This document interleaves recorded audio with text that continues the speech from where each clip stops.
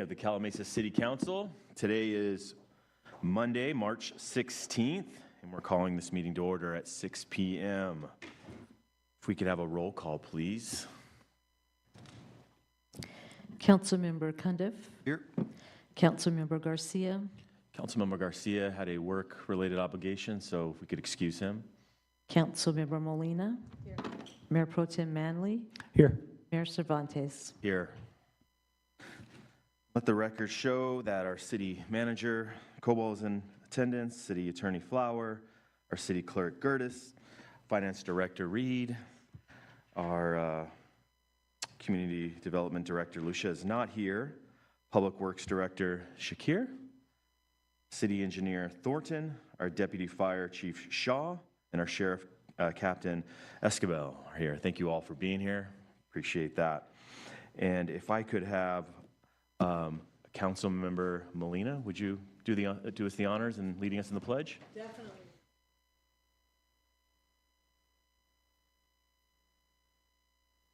Allegiance to the flag, United States of America, to the republic, which stands one nation under God, indivisible, with liberty and justice for all. Thank you for that honor.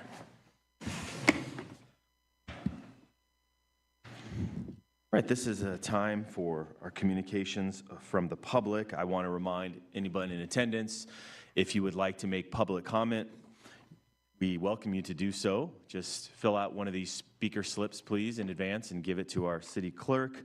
And we just ask that you would respect the 3-minute time constraint in doing so. When you are called, please step to the podium, state your name for the record, and let us know if you're representing somebody other than yourself. Please let us know who that is. All right, if we have 2 speaker slips. I'm going to call Bill Thomas. Thank you very much for your time. My name is Bill Thomas. I'm a resident of Calumet for 43 years. And I say good evening to you all on this St. Patrick's Eve. The reason I came in this evening is specifically I'm encouraged by what happened this past week in the city of Yucaipa with the freeway corridor plan, specific plan being rescinded. And I thought that was a timely time to come out and just maybe be a spark for a minute about our town, specifically for Singleton Road and all the legislations that was there and it's changed over the years, specifically with approximately 4 million square feet of warehouse being built there. And I wanted to talk about what that means for the city. Well, we know what it means today, but I think it's important to talk about what it means in the future at build out for Calumet, because that was planned to be regional retail. Regional retail would be different than it was when it was envisioned, when it was put together in late 90s to what retail is today. But the retail today is spectacular. And it's unfortunate that we took the fillet of the Oak Valley specific plan, if you will. When Mark Naringa started his planning, there's so much I can tell you about it, but with the interest of time, when they put that Oak Valley specific plan together, they had initiated that area, identified that area as regional commercial and business park. And there's a reason that build out, Singleton Road, is 9 lanes of travel because that area was going to be spectacular for retail.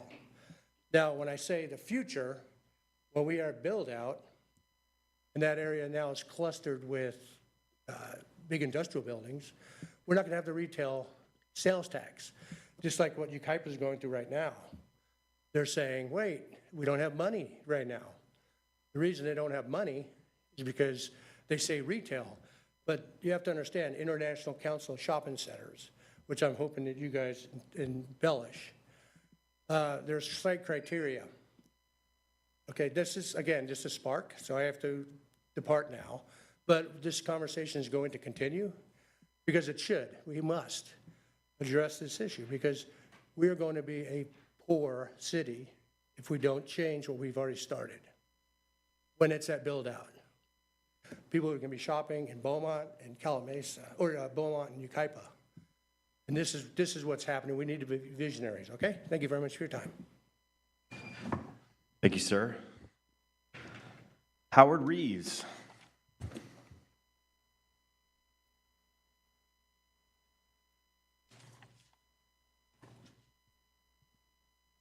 My name is Howard Reeves. I live at 1017 Douglas Street, Calamasa.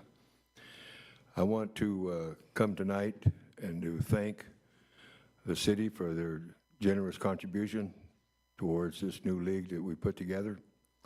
I think it's going to go a long ways in helping the league get off the ground and get the equipment and all the necessary things that they need to own to keep the registration fees down to where people can afford to play. I personally want to thank the mayor and Eric for showing up Saturday, and also Yeza for showing up, and also the you there, sir? they said the chief of police was there. Was that not you? Oh, okay. And were you there? The fire department came. There must have been 25 of them. I don't know where they found it. Did you get some from Yucaipa? No. But anyhow, and I know John, Will was not there because I knew he was out of town, couldn't be there. But and then John, I got your email. Thank you for apologizing. And I was laid up. They have 911 that could have ported you out there. But anyhow, I just want to thank everybody for what you guys did for us.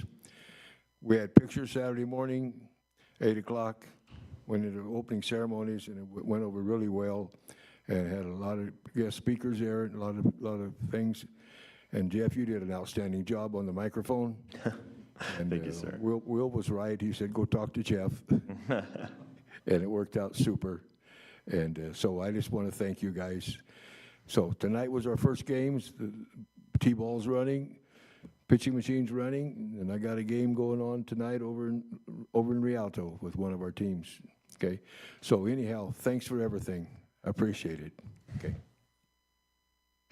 Thank you, Howard. I was going to mention that during council comments, but I don't know if you'll be here, so I wanted to say thank you to you as well, sir. Appreciate the work you've done for the youth of this community. It was great seeing the kids and the families out there, so shout out to you. All right. That is all the speakers' slips I have. Do I have any other? No? Okay. Now need to approve the agenda, consent calendar, and waiver full reading of the ordinances. So before we do so, let me ask staff if there's any changes to the agenda or items that you would like to pull from the consent calendar. No changes from staff. All right. Council, any items you want to pull consent calendar? No? If none, I'll move to approve the agenda, consent calendar, and waiver of full readings of ordinances. All right. We have a motion. Second. All in favor? Aye. Aye. Aye. That is 4-0 in support. So we have a report from the Calamasa Chamber of Commerce. Always good to see Tony. Oh, looky here, huh? I'm back. Thanks for having me, guys. First off, I want to talk about the breakfast meeting last week. I want to thank Will for coming out and sharing vision for the city. It was quite informative, probably could have gone on another hour or so. I know he had 3 or 4 days worth of information, right? But he cut it short and he condensed it for us, so it was a great presentation. And next April 14th at the Cafe Royale, 7:30 in the morning is networking, and then the presentation starts a little after 8. We're going to have Sky Moore from Twin Graphics. His topic will be the advantages of advertising in small businesses. So that looks to be very informative. We've had some pretty good presentations so far this year, so we're going to try to keep that going. And one of the things that we're going to do with that is May 12th, we're going to meet the mayor. So we're going to put a lasso around Jeff and drag him over there to share with us. So I hope that many of the council members and your staff come and enjoy the breakfast. And of course, there's no charge for showing up unless you get something to eat. So I just appreciate that for that. Our Scottish festival, not our Scottish festival, but the chamber was invited to help volunteer at the Scottish Festival, March 21st and 22nd. That's at the Calimesa Event Center this coming weekend.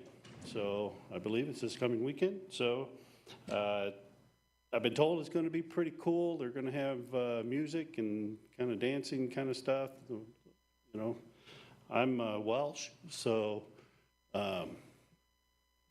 you know, I'll bring my axe and my shield and but okay, so we have some changes to our board of directors. Our administrative staff, since the installation changed, went from Brianne to Corrine.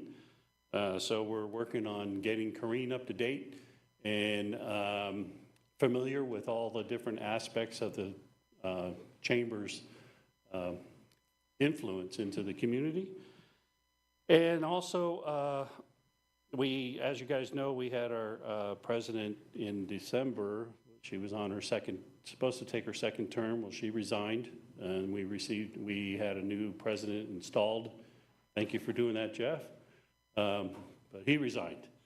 So, so at this point, your vice president of your chamber is unofficially acting due to restrictions that I have through my work for helping to direct the chamber. So I'm going to do my best until we find another chamber president to take over that role. Hopefully it's soon. We're working on our webpage and the links to the members' businesses. It's very exciting because Stacy here, I was sharing with her our difficulties right now, and she's throwing in her expertise to help us out with that, so I'm looking forward to that. Our social media will be upgraded through Constant Contact. And then coming in May, right after the mayor's breakfast meeting, we have our scholarship tea. I think we're about 5 or 6 scholarships going out this year. Don't quote me on that yet because I don't know completely, but we don't have a location yet for the tea. So as soon as we get that location, then we'll get the information out to everyone for that. We normally do that at the Edward Dean Museum, but they changed, the county of Riverside took over the Edward Dean Museum, and they no longer allow charitable, you have to pay, basically you have to pay to use their facility. So we're hoping to find a place that doesn't require that, because all the money that we have for the scholarships go to the scholarships. So we'll see how that works out. And then our membership logs are being updated. I know I said this in February and I said it in January, but they're being updated. I hope to have a membership number and for new and renewing members, but I think we're right around 125, 130 members, and I think in the last 2 weeks, Corrine has brought 5 new members. But again, I'm not getting my numbers because it's just one of those things right now. But bear with me, we're heading in the right direction, and I think our chamber by the end of the year is going to be as strong as it was or better. So, any questions for me? No, sir. It takes a lot to eat this egg, so I appreciate you guys listening. we'll see how we get moving forward. So, thank you, guys. Yeah, thank you for the work you do. Next on our agenda is our business items. So business item 6 is about approval of a letter to Sacramento and the adoption of a resolution advocating for restoration of local land use authority. So I'm going to hand that over to our city manager. Thank you, Mr. Mayor. This item responds to a request made by Councilmember Cundiff at our last council meeting. He asked staff to review the actions taken by the city of Yucaipa regarding state housing mandates and to explore whether the city of Calamasa should consider taking a similar position. Over the past several years, the state of California has adopted a growing number of housing laws intended to address the statewide housing shortage. While the stated goal of these policies is to increase housing production, the cumulative effect has been a gradual erosion of local land use authority as more and more aspects of the planning process are dictated by state law rather than local policy. Further, these housing laws have shown to have little effect to date as housing production continues to decrease. The narrative that is often accompanies these laws is that cities are the primary obstacle to housing production. However, Calamasa's experience tells a very different story. The city of Calamasa has already planned for and approved development capacity that far exceeds our regional housing needs allocation, or RHNA. In fact, we have thousands of residential units entitled or approved that will be constructed over the coming years. From our perspective, this demonstrates that local land use policies are not the primary barrier to housing production. Instead, many of the challenges affecting housing development stem from factors outside of the control of cities, including the complexity of state regulations, lack of coordination between state agencies, infrastructure funding challenges, and the increasing cost and difficulty of bringing projects to construction. For example, in the realm of coordination between state agencies, the California Department of Housing and Community Development, or HCD, is responsible for certifying housing elements and overseeing implementation of, say, state housing laws. In recent years, HCD has significantly expanded its enforcement role and now works closely with the California Attorney General's office to ensure cities are implementing the housing programs identified in their housing elements.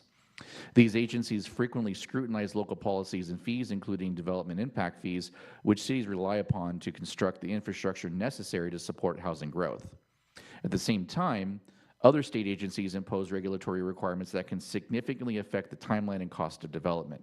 For example, Caltrans exercises jurisdiction over state highway facilities and can require extensive review and approvals for projects that affect state transportation infrastructure. Environmental regulations overseen by agencies such as the California Department of Fish and Wildlife can also extend project timelines and increase costs. Finally, the California Environmental Quality Act, or CEQA, while an important environmental protection statute, is frequently used in litigation by project opponents, which can add significant time and uncertainty to development approvals and, in some cases, make otherwise viable projects infeasible. In short, cities are expected to deliver housing while navigating a regulatory system largely controlled by the state itself. Despite these realities, recent state policy responses have increasingly focused on limiting local planning authority while portraying cities as the source of the problem. The proposed letter and resolution included in your agenda packet seeks to push back on that narrative. They make 3 central points. First, Calamasa has complied with state housing law and has already planned for significant housing growth. Second, cities should not be treated as the cause of California's housing shortage when many communities are already doing their part. And third, if the state truly wants to accelerate housing production, attention should also be directed towards addressing the regulatory and coordination challenges that make housing difficult to build and working with cities instead of against them. The resolution before you tonight also encourages collaboration with other cities throughout the Inland Empire and the state of California that may share similar concerns regarding the balance between state housing policy and local planning authority. Ultimately, this item is about making sure that Calamasa's voice is part of that conversation. With that, staff recommends that the council approve the letter and adopt the resolution included in the staff report. That concludes my presentation, and staff is available for any questions the council may have. Thank you, City Manager. Questions, comments from council? I have comment. Yes, please.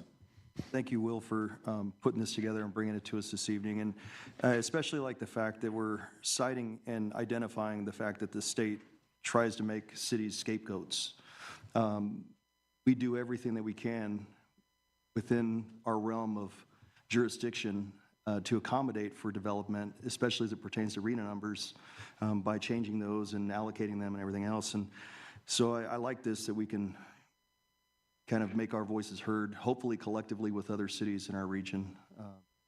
And it would be a wonderful thing if we can get them to ease up just on some of these burdening regulations, that may be prohibiting some of the construction from going forward, or the permitting policies, so some of those things. But thank you very much for doing that and bringing it to us. Thank you, Councilmember. Mayor Pro Tem? I'll just say I strongly agree with every point of that letter that was outlined. So I'm all for moving forward on it. Yeah, I also want to thank our Councilmember Cundiff for requesting to put this on the agenda, and for our city manager for doing the research and the comments. I've had a long frustration with this state's one-size-fits-all approach to housing in particular, but many things. It's frustrating that people in Sacramento think that they can just come up with a policy that applies to all cities across the state, this uniform policy, without attention to the differences cities have, or the funding. Absolutely. So I'm all in favor of it as well. So if I could get a motion, yeah. I'd make a motion that we approve the attached letter to the governor and state legislator addressing the continued erosion of local land use authority and requesting legislative relief. Number 2, adopt resolution number 2026-07, formally calling for restoration of local planning authority and recognition of the role cities already play in delivering housing. And 3, direct staff to coordinate with regional jurisdictions and organizations advocating for policies and better reflect the realities facing inland communities. Second. Okay, we have a motion and a second. All in favor? Aye. That is 4-0 support. Next on our agenda is item number 7, City of Calamasa endorsement of Larry Smith to the Local Agency Formation Commission, LAFCO Board. Am I going to take that? Yes, Mayor. Okay, thank you, sir. So before us is, for the council's consideration, is an endorsement letter for Larry Smith. And so let me just say, in full disclosure, myself and Councilmember Cundiff met with Larry recently to get an update on the State Water Project, which he will also be bringing to council on, I hope, April 6th. We're going to schedule him to bring that. And during that meeting, he asked if the city of Calamasa would endorse him for a seat in LAFCO as a special districts representative on that board. LAFCO is, as you know, an important agency. I know it does more than city boundaries and annexations and corporations, but I'm not sure what it does beyond that. But maybe the city manager can speak to what it does beyond that. But Councilmember Cundiff, I won't put words in his mouth. I'll let him speak to this as well. But I'm asking that we would recommend and endorse Larry Smith for a seat on LAFCO. And if council gives the authorization to do so, I would sign a letter on behalf of the city endorsing him for this position. So I'm going to turn this over to council for discussion, and I'll begin with Councilmember Cundiff. Yeah, thank you, Mayor. Many of us know Larry. Many of us know of the work that he's done countless amount of years in the Pass area. He was a council member here for a number of years. And to me, why this was important was it gives us, in my opinion, better representation in the Pass area. So we're kind of isolated out here, us 3 cities, the Pass area, Banning, Beaumont, and Calamasa. And of course, the Pass water has a lot to do with the things that go on with water in our jurisdiction. So for me, I'm in favor of it, obviously, and would be more than happy to throw our support behind him for this special election. Yeah, thank you for explaining the rationale a little bit more detail. I appreciate that. Councilmember I Molina? also am in favor. I'm an alternate for LAFCO, and I see the need for us to be represented. So I think he'll represent us well, and I'm in favor as well. Mayor Pro Tem? Yeah, I know that Larry has served his community in a variety of ways, and he has an extensive resume, and so I'm absolutely behind supporting him for this position. Thank you. Yeah, he's more than qualified. He served on city council, not only in Calamasa, but in the city of Hemet. He's currently on the San Gregorio Pass Water Board, right? And it's with that agency that I think he'll sit on LAFCO. So if I could get a motion then, recommendation or to that effect? I move that we approve the backing of Larry Smith for the position of regular special district member, Western Riverside County, the Riverside Social Local Agency Formation Commission, LAFCO, and authorize the mayor to sign the endorsement letter. Second. Thank you. All in favor? Aye. Aye. Aye. That's 4-0. Okay. So now, mayor and council members reporting on county and regional meetings and conferences. I'll begin with Councilmember Molina. If you wouldn't mind. Yeah. So if I can read my note here. On March 4th, I chaired the Riverside Transit Agency Admin and Ops Committee. And so I attended that meeting, and they had just routine items to approve. Also the same day, our Calamasa Breakfast Lions Club had its student speaker contest. This is an annual event where students from the local high schools have an opportunity to raise sometimes up to $40,000 in scholarships for a 5-minute speech. And so we do this every year. And I was honored to have Yeza and Christine Van Heiming from our staff to participate as judges. It's a great opportunity for our students. It shows that the community is interested in what they're doing and empowers them. So that was interesting. So this was the third competition. We have another one this Wednesday, and then another one in April. So like I said, they have an opportunity from the 9th grade to 12th grade. Every year they can compete. The Lions Club picks the topic every year. This year, the topic was youth mental health, excuse me, overcoming barriers to well-being. So the speeches were very good. On the 5th, I attended SCAG, and I have, SCAG is always in person. The very beginning of the years, they, like all of our other organizations, they approve the chair and vice chair. And then they make recommendations for transportation issues. It's very Los Angeles based, and so this is one of the reasons why I joined, to get keep our voice in Riverside County. There are quite a few of us from Riverside County, and so they. See my notes. I brought the program. You can be on. I'm on Transportation Commission, Transportation Committee for SCAG, and we look at what we can do for the year. And they give updates on MetroLink at that meeting, as well as anything transportation. So look forward to continuing with that this year. I went to RCTC commission meeting. I brought some pass-outs for everyone, as well as information on the Riverside County Transit Report. So I'll bring that. It's in English and Spanish. So I'll have Darlene copy it and give it to everybody.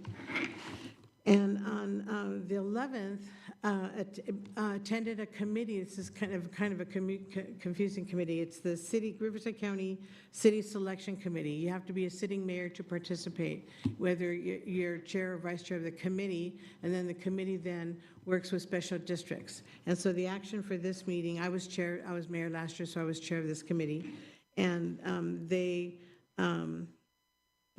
at my notes. Jeremy Smith was elected chair, kind of like I was. Someone nominated him, somebody seconded, and everybody approved it, and he was it. And Linda Krupa, who's outgoing council member, is vice chair. And so the action items on this meeting was to approve eligible, again, you have to be a mayor, a sitting mayor to participate. Steve Sanchez from La Quinta was up for renewal for the Airport Land Use Commission, which is ALUC, ALUC, and also LAFCO East Side portion. So he was unanimously approved to continue, and it was eligible. And then on the 13th, this is my favorite part, we had a visit by the principal from Valley Elementary School here at the last council meeting to talk about and invite us to the Leadership Day there at the school. So Eric and I went. It was very empowering. I thought this was a program that was at all the elementary schools, but it is not. It's strictly at Valley.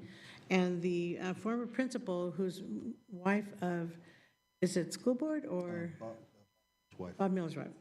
Kathy Miller. Yes, started this program. And so the whole campus, all kids were so energized, even kindergartners, they were all focused on Stephen Covey's 7 principles and habits of highly effective people. And they demonstrated, they were very articulate, all the kids. They ran the whole show. They gave awards to other students, but it shows that they drank the juice. They were very respectful. They were all participative, and it's clearly a way to empower our kids for higher education, to be empowered in public speaking, as well as recognition of others' doings and being respectful. So I was very happy to be there. It was quite a few parents that were there as well. They did tours of the classrooms afterwards, and I attended that and was happy to be there for our council, Eric and I. And I believe that's it. Thank you. Thank you. Councilmember Cundiff. Thank you, Mr. Mayor. On the 5th, I attended the T-Now, Transportation Now meeting. Nothing to report on that. It was just some business items at that point. On the 11th, it was a orientation for WRCOG, which you previously sat on, so there's not really a whole lot to bring from that either. But the biggest one, well, second biggest in my opinion, was the 13th that Councilwoman Molina just brought up about Valley Elementary. The Leader in Me School Day, I don't think we could praise it enough. The leadership that these children from grades 2nd all the way to 5th displayed was just incredible.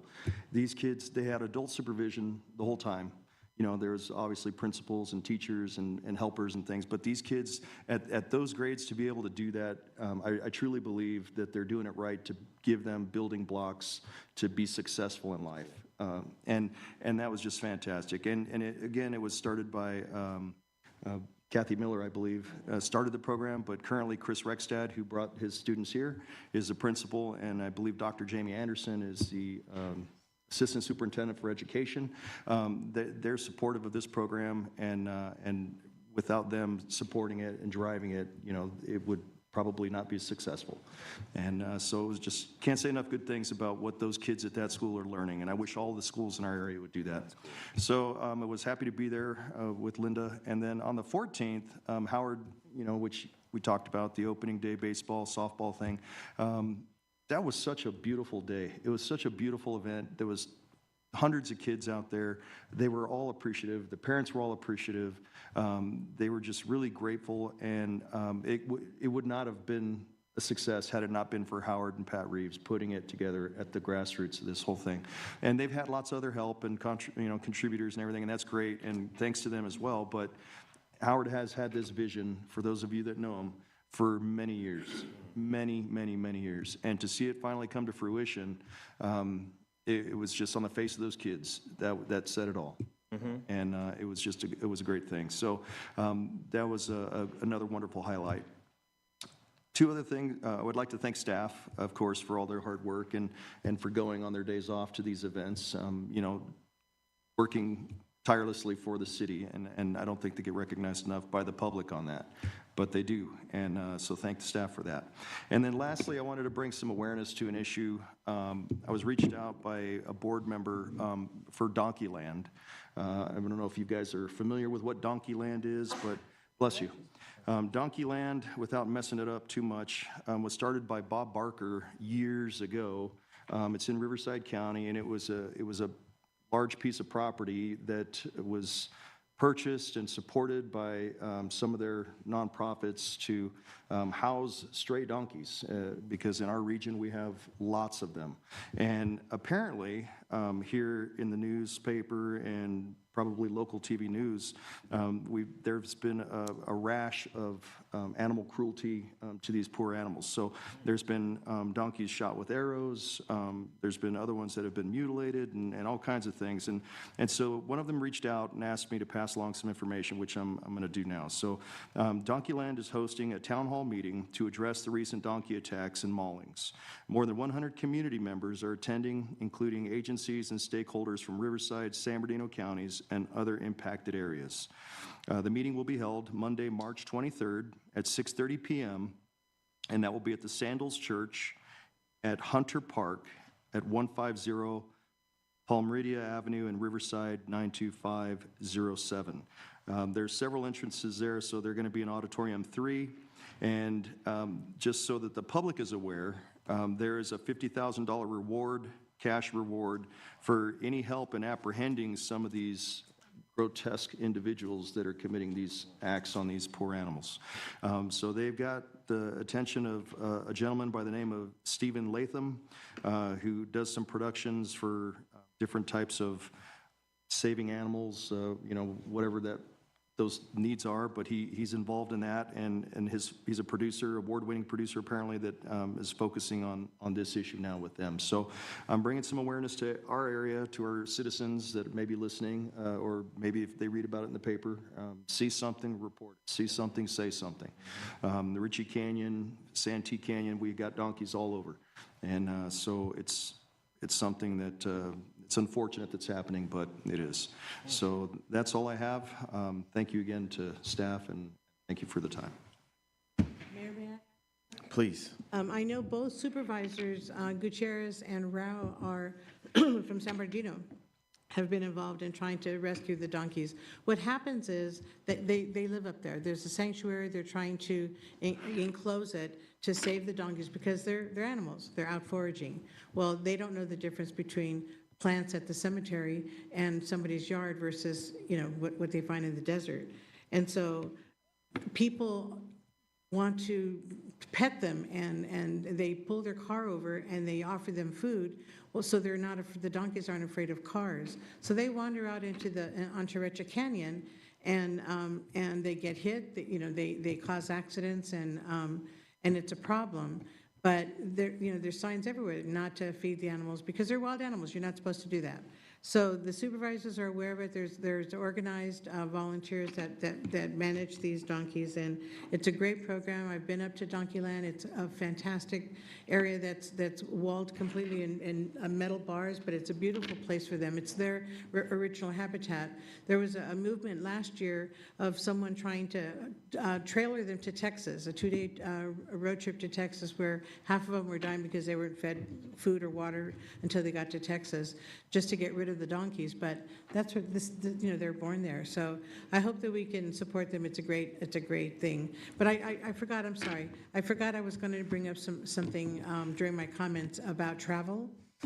Councilman Garcia's not here, but both of us are deficient in one area of our travel. I know we have till June 30, but I wanted to hopefully bring it up at the next council meeting or a future council meeting on realigning how we develop our travel funds, because there are annual events, recurring events that we almost always go to, and it would, if we made some changes in our budget. Now we've talked about several ways to do that, but I would like to bring it up for future discussion because our city is growing. We're regionally minded. We have to network with other communities, and I think it's important for us to have a place at the table.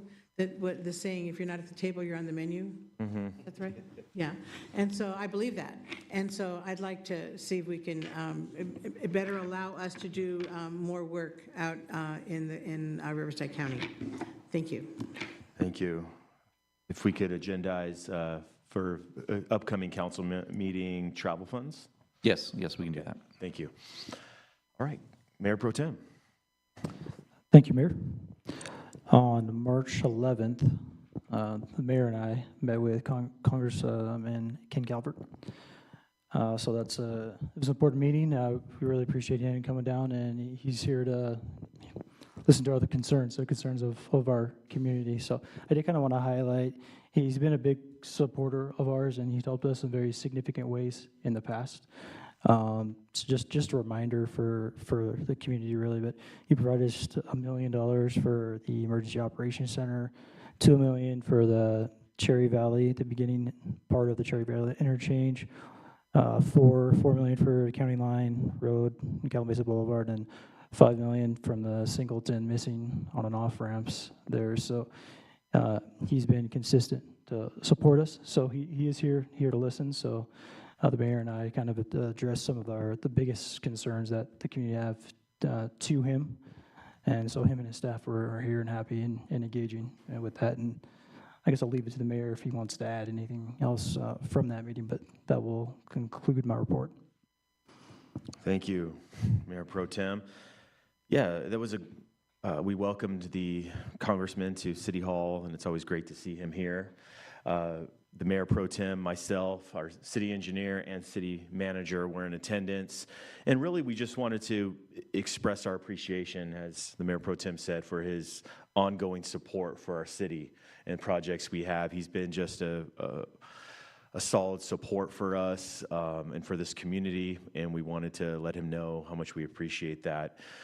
And at the same time, to also let him know of our existing priorities and needs in the city, with the hope that he would continue to remember us and with future legislation. So it was a great honor. I thought it was a very productive time, and I enjoyed it. So. Yeah, I think you covered it, the support, so thank you. Also, I attended on March 14th, as Councilmember Cundiff said, our Calamasa Youth Baseball and Softball League opening ceremony. As was said, it was just a great event, a great time to be out there, outdoors, with the families, the kids of Calamasa, to see the joy on their face, running around, throwing a ball, just the sights and sounds of baseball are just fantastic. And to have that now in our own city, in our community, was a historic day, historic moment.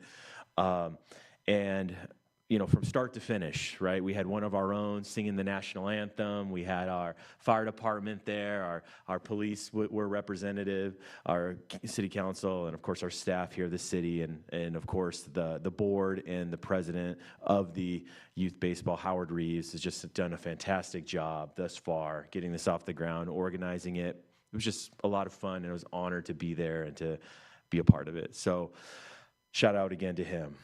That concludes my report, and I will now pass it over to our city manager. Thank you, Mayor. Just a couple of things. Councilmember Garcia asked me to let everyone know that he's very excited about the farmers market that will be coming soon to our community, which was item number 5 in your packet on the consent calendar today. He also wanted to thank staff for all the work they put in to help make this possible for Calamasa. Also, I wanted to briefly note that staff submitted a letter on behalf of the city supporting Assembly Bill 2517, which addresses the state's process for adopting fire hazard severity zone maps. So, as the council may recall, when the state released the new local responsibility area maps last year, we expressed a number of concerns about the lack of transparency in the modeling process and the fact that cities were essentially required to adopt the maps without meaningful local input. So this bill would improve that process by requiring earlier release of draft maps, greater transparency in the underlying data, and opportunity for regional workshops and public comment before cities are required to adopt them.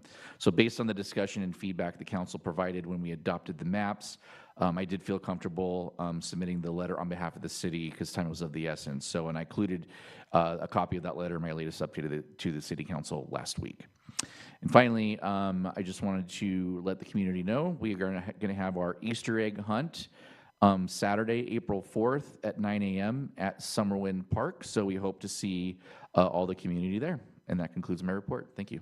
Thank you, sir. The city council will now go into closed session, and so I will hand it over to our city attorney to read the item. Thank you, Mr. Mayor. The council has one item in closed session agenda for tonight. It is conference with labor negotiators pursuant to Government Code Section 54957.6. The represented employees are the Calamasa Professional Firefighters Association. The city's negotiators are the city manager and the deputy city manager. Thank you. Thank you, sir, and thanks to everyone for attending today. We'll see you next time.